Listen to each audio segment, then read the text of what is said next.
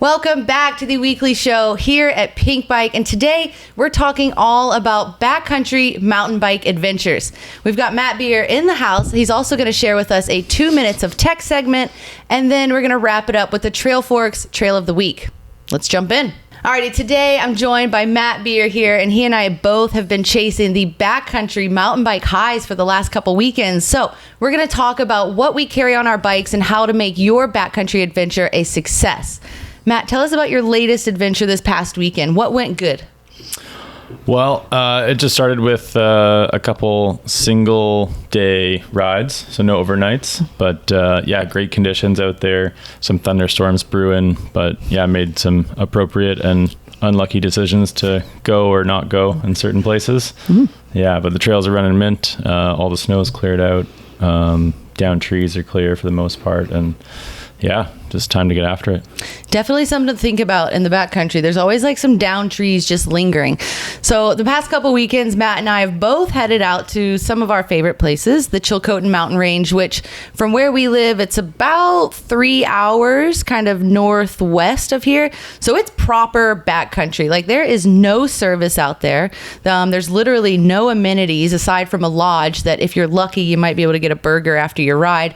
But basically you have to bring every single thing you need. It's not somewhere where you want to wake up the morning of your ride and realize you forgot, your riding shoes or your battery for your Axis derailleur or something like that. So have you run into any issues like that in the past where you've been going out for a ride and then you kind of got screwed?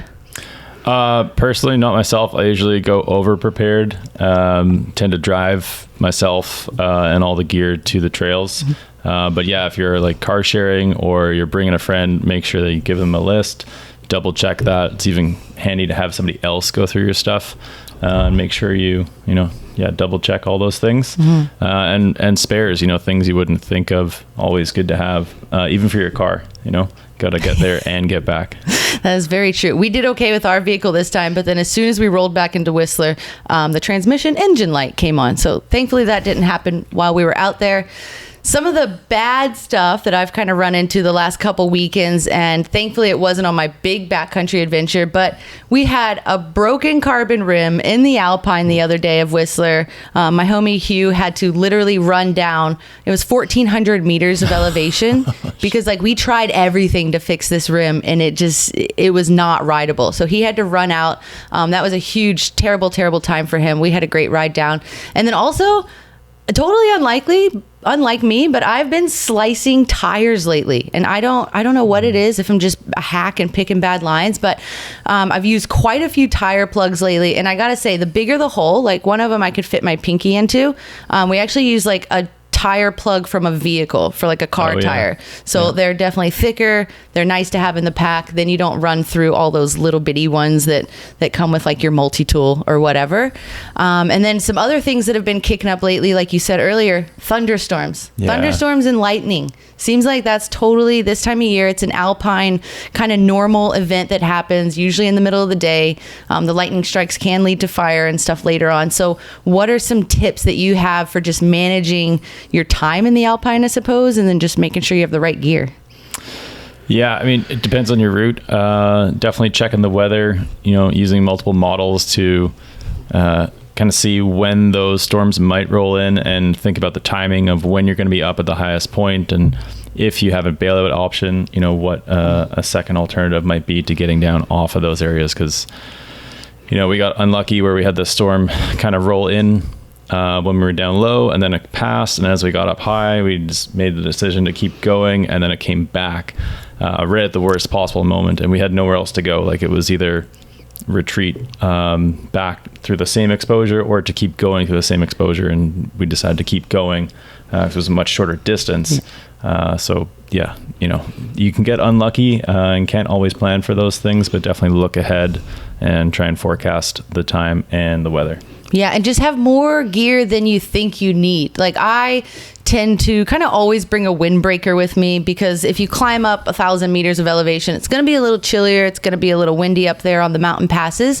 But a pro tip that I have is just get a really lightweight rain jacket. So then you're actually protected if it does start to rain. A really lightweight rain jacket is, it's as light as a windbreaker, but it's just going to give you that added protection if it does start to rain or, worst case scenario, hail on you. But what are some other items that you would not leave the home without should you be going into a backcountry mountain bike adventure? We're not talking about just your average 3 to 5 hour ride from home. We're talking like literally in the wilderness. I carry bear spray. What do you have? Yeah, bear spray, Gore-Tex waterproof jacket, even an emergency blanket. Because if you have a little crash, even if you're down, you're not moving for half an hour, like put a bandage on or something, that person's going to get cold. So you want to keep them sheltered. The other thing would be like some sort of InReach or Garmin or SOS service on your phone, extra water, hydration tabs, extra food as well. Like just plan for being out there longer than you think. You can always load up a backpack and never use any of those things, but it's better to have them rather than not. Yeah, that's a really good point. So we did a Lord of the Squirrels ride the other day with the broken carbon rim situation. I got a flat tire. That ended up taking us over 6 hours, which should have been closer to like 4.5, 5 hour ride. So we pretty much all smashed all of our food.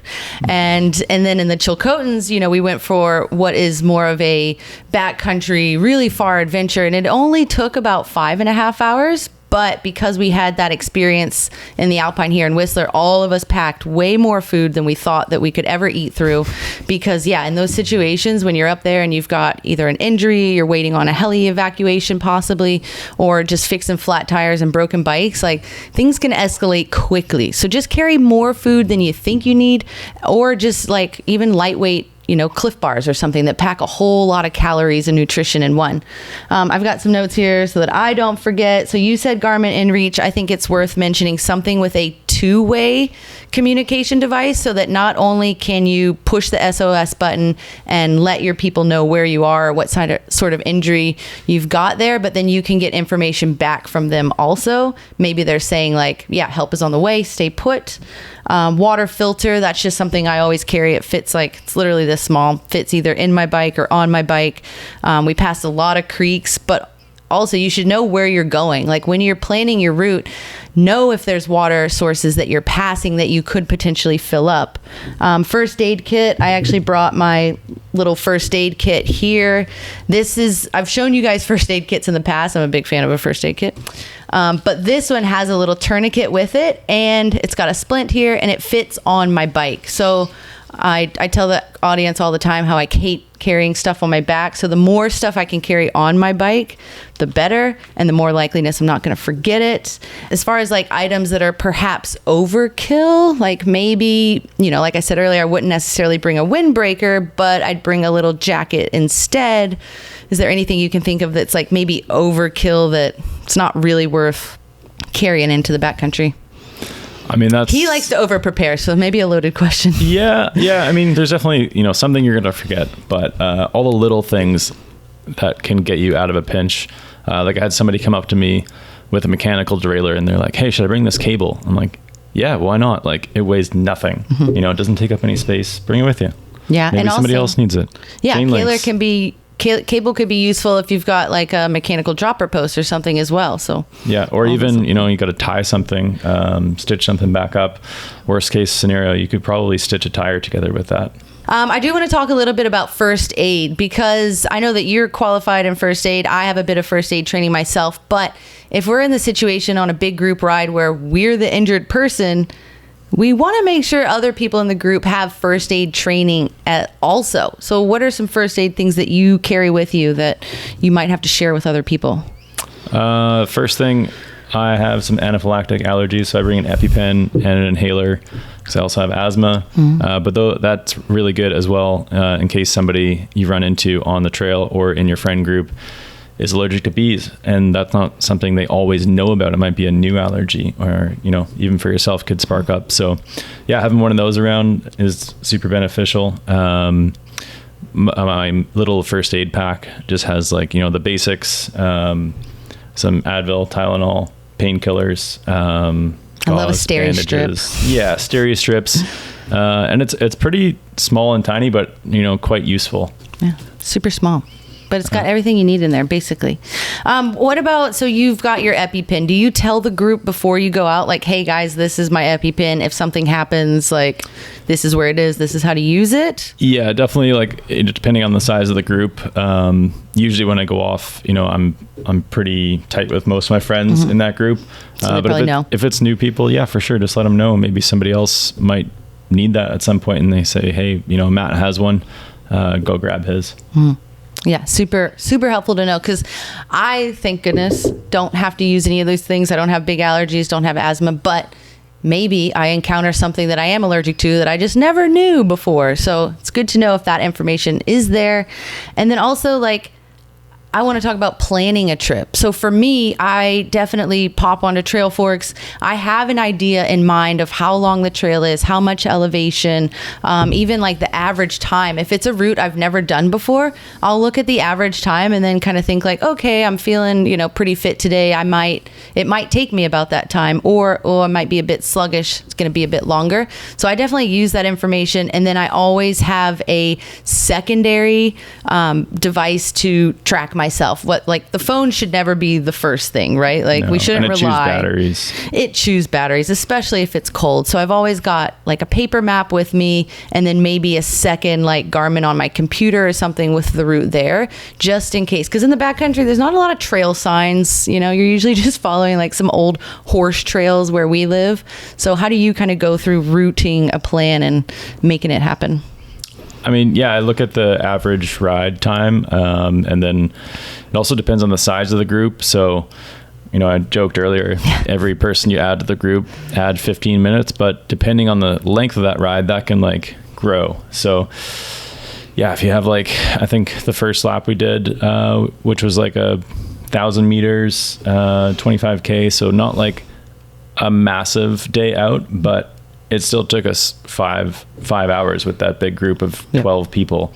So yeah, just more time to account for. Yeah, just like herding cats out there. You're just trying to move them through. You fix someone's flat tire, boom, you drop in, somebody else gets a flat tire. All of a sudden, you've eaten through all of your food.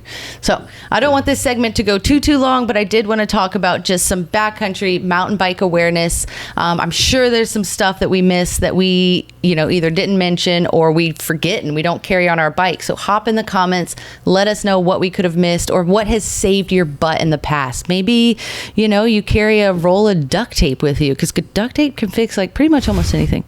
But let us know. Alrighty, next up, we're going to get Matt here to jump through the portal, because he's going to share his backcountry bike machine over there that he rides for these adventures and give you some tips on how to set your bike up for success. What is happening here? We've got flat pedals and hand guards on a Santa Cruz Tallboy. So I'm lucky to ride a lot of bikes, but this is one of the ones that I actually own. And some people might call it a downcountry bike, but it's built more into a backcountry bike. So yeah, it's a Santa Cruz Tallboy, carbon frame, 130 fork, 120 rear travel. And yeah, it's got flat pedals, hand guards, and a bunch of other little add-ons and extra pieces, extra tools. But it's essentially the bike that I ride on really long days or multi-days. I might do backcountry missions on. Sometimes I put some extra bags on here, and it's just a lightweight but robust bike that can kind of go anywhere. It's not silly enough that I'm gonna, jump off of some big huck, but it's also light enough that I can pedal it uphill all day. And one of the ways you can do that is with some low gearing. Normally run aluminum cranks and a 30-tooth chainring, because you're generally carrying a lot of baggage. Extra water, extra jackets, tools, food, all that good stuff for being out there for long hours. Also have flat pedals on here, and that's really good because you tend to do a lot of hiking in the backcountry. These trails are not a bike park, so you're generally climbing up super steep mountains and then riding down some scree and stuff like that. So those are really handy if you got to walk a while. Another thing to talk about is the tires. Those are, along the lines of an EXO or like 1,000 to 1,100 gram weight. The rear one's a little harder compound, faster rolling, so it just makes those long days a little bit easier. I've also got a bash guard on here. That's super handy, just for, any rocks that might fly up through like grassy fields you're not expecting. Just protects the chain and the ring a little bit longer. Now we were talking about long days, long uphills. Hopefully that means a lot of downhill. And on some of these trails you might encounter, they're not as smooth or predictable as a bike park. So you end up riding the brakes a lot longer, especially on a shorter travel bike. Can't handle all those hits. So usually bump the brakes up to a 200 from a 180 for just regular cross-country riding. Another couple features, we've got the handguards on here. I know they look super silly, very goofy, especially with the flat pedals on a cross-country bike, but those help to protect the brakes and your hands when you're going through tight, overgrown trails. And all that alpine, those old trees up at the top, they're like pretty hard wearing and they're pretty sharp sometimes, so those just give you a little bit more protection. I also have a little Garmin mount up here, kind of tells me where I am just in case I forget what trail I'm going down. You might notice there are less cables on this bike. It's kind of a catch-22 thing, but I do like the fact that this doesn't have cables, especially when I'm running a handlebar bag and some extra packs and stuff on here. The brake hoses are a bit more malleable, so everything kind of tucks in a lot neater, and that brings up the dilemma of electronics in the backcountry. I have run into the issue where a battery died on me, or actually a shifter more or less. I don't know what's going on with this one right now, but it's always important to keep spare batteries with you. The same goes if you have mechanical stuff, like take an extra cable, take an extra set of chain links, take an extra derailleur hanger. You never know what you're gonna need out there. So all those little things, they pack up nice and light, take them with you. Couple extra add-ons. Christina mentioned she hates wearing a backpack or carrying anything extra on her person, so strap all this stuff down. Like, I've got a tube, I've got a bigger bottle in here. On the other side, I've got a 1-up pump with the tools in there. Just load up the bike with as much stuff as you can. Sometimes did an XC race in the spring and I just put some extra bars, like taped them onto the frame just because I didn't want them jiggling around in my pockets. Yeah, with these big days, these long rides, you're gonna be on the bike for a long period of time. So that means you're holding, sitting, standing. You wanna be comfortable. I've got some really cushy wolf tooth grips up here, nice and padded. A little bit thicker than I would ride for an enduro bike or something I wanna race and really be like precise on. Same goes for the seat. This is a really expensive, but worthwhile investment if you're gonna be on the bike for a long period of time. Specialized power mirror is really cushy and soft, fits me well. So whatever you're used to, ride that one. Don't put something new on for your first day out in the backcountry. A couple other little things to point on in terms of like bike setup. Tend to go with a little bit higher pressure in the tires, rolls faster, less susceptible to flats. And if you're wearing a backpack, it also helps like adjust for that tire sinking down a little bit further. Same with the rear shock. Make sure you check that sag with your backpack and stuff on. You're going to be carrying extra stuff. It weighs more. And then lastly, just do a double check over your bike. Put all your gear on, go ride around the block, go ride down some stairs, see what the bike feels like. Are you imbalanced? Does something feel wacky? Double check your chain, double check your brake rotors, your brake pads, spoke tension. Make sure everything's dialed before you go out there. So that's the Alpine Adventure backcountry bike, whatever you want to call it. Ready for anything? Let's get back to the studio and chat a bit more. If you have any more questions about what Matt sets his bike up like, or what you carry on there, or for myself, drop those in the comments. We'll do our best to answer your questions. But for now, let's talk about the Trailforks Trail of the Week. I've got it here. This is all new information to Matt. So. Yep. I just heard it was in Michigan. Is that right? It's in Michigan. It's in the Upper Peninsula of Michigan, which I have never been there. I would absolutely love to visit. And this little bit, like when I zoom out, it is literally, it's looking across the water into Canada. So the Trailforks Trail of the Week, Citrus Tech. It's a double black diamond trail in the Upper Peninsula of Michigan. It's a 1.8 kilometer length trail, drops about 160 meters. Those are the numbers that we love. It's like I don't know math, but somewhere around the 10% gradient. That's always a good fun time. And then this one has a little bit of everything. Like it's got some rocky kind of chundery slab stuff. It's got some fun jumps, dirt jumps even out there, huge berms. Like, look at that rock slab. It's been suggested to us for the Trailforks Trail of the Week, but what do you think makes a good trail?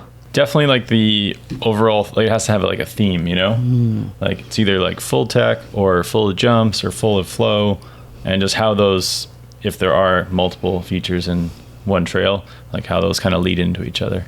So continuity, flow, depending on your spice level. I like that. And then I would add to that maybe even a trail that builds as it goes downhill. And that's what this trail is kind of described as. It's got a couple of like fun rock features towards the top, but then as you get to the bottom and there's like these big, huge slabs, you're warmed up for that. Like you're ready for it. It's not like you're dropping into the gnarliest double black diamond slab there, especially as you get to like the top of the mountain and you're a little bit puffed. So I like a trail that kind of builds over the trail. You can, feel good, feel comfortable, and then send it towards the bottom. That's it. That's all for this week's show. Thank you so much for watching and tuning back in with us. And if you don't already, subscribe to the channel, and hopefully we'll see you next week. I'm actually out of town. I'm going on a road trip to Colorado. Hit me up with your favorite spots to ride, and maybe somebody will host the show while I'm away. Maybe it'll be Matt. Maybe it'll be Henry. We're going to keep you guessing.